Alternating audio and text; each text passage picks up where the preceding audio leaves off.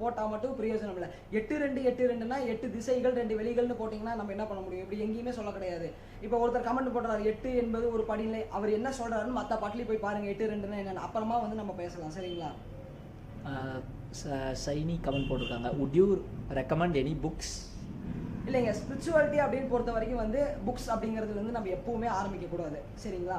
Books அப்படிங்கிறது எதுக்குன்னா சித்தர்களோட மார்க்கத்தில் இல்லை ஸ்பிரிச்சுவாலிட்டின்னு நீங்கள் என்டர் ஆகிட்டீங்கன்னா புக்ஸ் அப்படிங்கிறது ஜஸ்ட் ஒரு ரெஃபரன்ஸ் கைடு மாதிரி தான். உங்களுக்கு ஏதாவது ஒரு டவுட் வருதுன்னா அப்போ நீங்கள் தேடி பார்த்துக்கலாம். நான் வந்து ஸ்பிரிச்சுவாலிட்டி அப்படிங்கிறதே வந்து நான் புக்ஸ்லேருந்து ஆரம்பிப்பேன். அப்படின்னா ஏட்டு சுரக்காய் கறிக்கு உதவாதுங்கிற மாதிரி போயிடும். அனுபவம் உணர்வு இதுலேயே தான் உங்களோட ஆன்மீகம் அப்படிங்கிறத நீங்கள் கொண்டு போகணும். இப்போ எல்லாரும் என்ன பண்ணுறாங்கன்னா சித்தர்கள் பாட்டு இருக்குன்னா 100 120 புக்ஸை வாங்கி படிச்சுக்கிறாங்க. ஆனால் அதில் என்ன சொல்ல வராங்க, அதில் அவங்க அத்தனை மும்மூலம்னு சொல்லுவார். சுப்பிரமணிய பெருமான் வந்து என்ன பண்ணுவாங்கன்னா புக்கில் வந்து மும்மூலம்னு ஒரு டாபிக் கொடுப்பாரு.